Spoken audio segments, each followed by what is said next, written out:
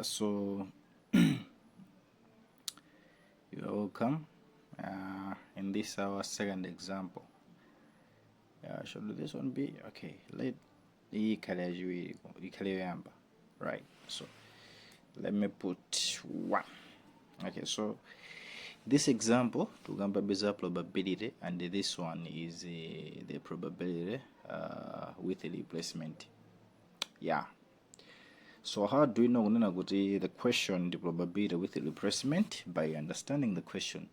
So a box contains 3 blue pens and 4 red pens. 2 pens are taken out.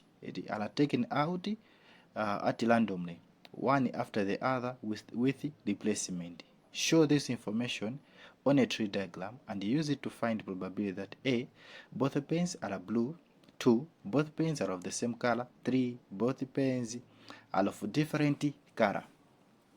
So choyambirira ndikupanga draw the tree diagram, right? But simungapange draw tree diagram if you do not understand about these whole stuffs here. So choyambirira we need to find the total. So ndile mbagai solution. So we need to find the total possible outcomes.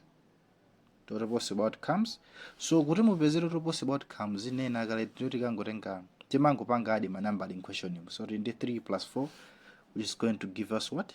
7, right? So mipira yakunenedwayo kapena mapeni akunenedwayo ukatwapisa mkono mu box mu sikuti atenga mapeni imodzi koma akutulutsa mapeni awiri. So funso loyambira kuno kuti tipeze probability that both pens are blue. Kutanthauza kunena kuti atapisa koyambako, atapisa kamene koko tipeze probability kuti anapeza mapeni achani a blue, right? So blue ali ndi 3, komanso ndekuti tili ndi chani, tili ndi 4 athu amene wa red. So probability ya blue mmodzi is 3 over what? So first thing we are going to do probability of blue. Tingopanga blue tingotenga okay, let's say blue modes. The probability of blue modes ndo likakhala ndi 3 over 7. But ma blue alipo awiri, fanano kuti alipo awiri, fono kuti peniyo simatuka imodzi koma amatutsa mapeni awiri. Kunoti 2 pens are taken out randomly. Kutanthauza kunena kuti ndo likakhala ndi probability of blue ndo linatuka blue 1 ina blue 2 is equal to ndekuti izizi kawiri ndo 3 over 7 times 3 over 7, of which tikapanga times we're going to get what? 9 over 49.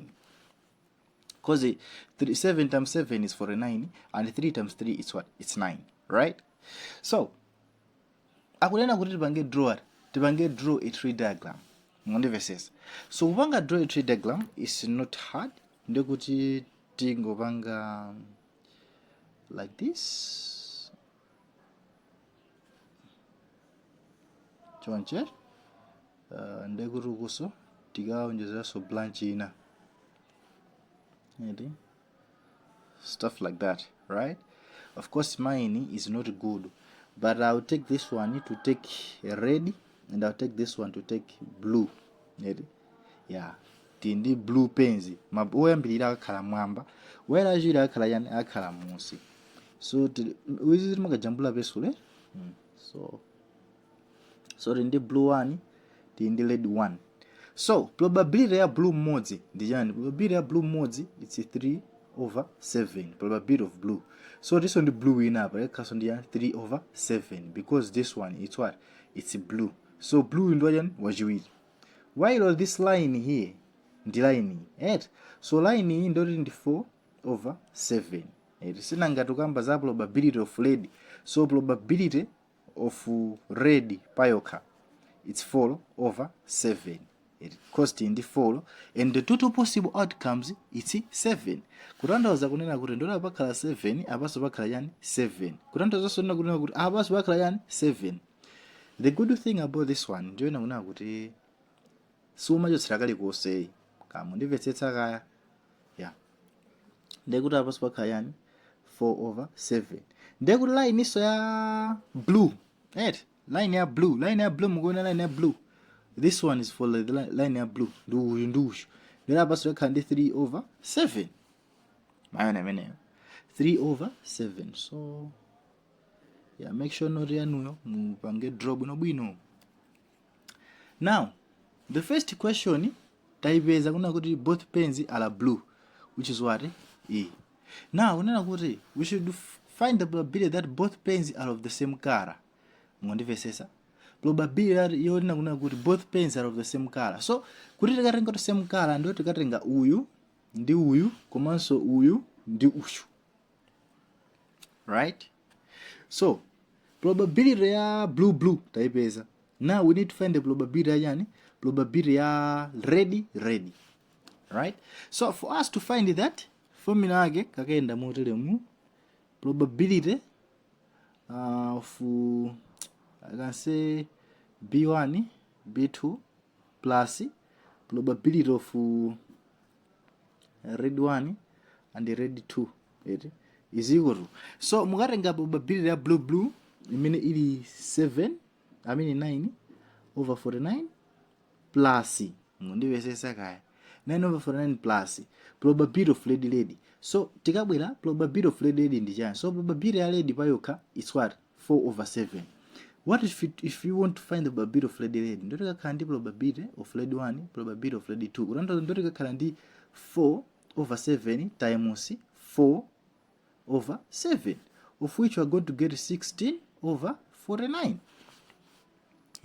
Kutanthauza kunayo ndo lapapasa kakhala ndi chani? Tikakhala ndi kuti ndi 16 over 49. Now we can apply algebraic stuffs here. So popanga apply algebraic ndo tikakhala ndi chani? Tikakhala ndi ndo tikakhala ndi 25 over 49. Common denominator apa is 49. Ndikatero tikangopanga substitute. Now note this question has been answered. This question has also what? Has also been answered. Kenaka kunena kuti tikapeze probability yonena kunena kuti mapena awiriwo atatengedwa osewo anali amakalo osiyana. Kutanthauza kunena kuti ndoti muzikachoka line kupita line, kuchoka line kupita line. I hope I'm making sense here, right? I hope I'm making sense. So ndekuti imene tikakhala ndi probability, right? Probability of blue to red plus probability of blue 2 and blue 1 to red 2. Ndekuti chofunika apa tiyambopeza probability ya blue and red. So tivangeni probability of blue and then red. So probability ya blue payoka it's what? It's 3 over 7. Probability ya red ndi chani? 4 over 7. Multiplication hapo is 12 over 49. Ezi? Ndiko tikapangaso chimozimozi, right? Tikapangaso chimozimozi ndi probability of B2, ezi? Probability of B2 to R2.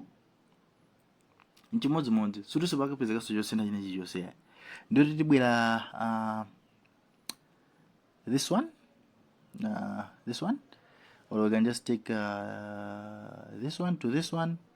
Kabena this one to this one is the same, right? So tikatenga ndekuti apapa titengapo probability of ndekuti B2 R2, right? B2 R2. So njosavula ndekuti apo tikangopanga yani?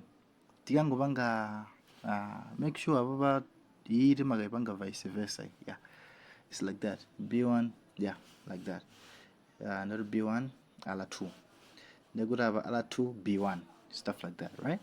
So apa tifesane chimodzi ndoti mkangu kaso apa ndi 3 over 7 times 4 over 7, of which the answer is going to be 12 over 49 as well. Ndeti katengano ma numbers awa uyu ndi 12 over 49 plus 12 over 49, right? Of which tikangopanga algebraic ira. So tikatengera kupanga algebraic, that means we are going to get what? 24 over 49. So tikatera apo tapanga yani, taonga solve for the probability of replacement and probability with replacement. See you.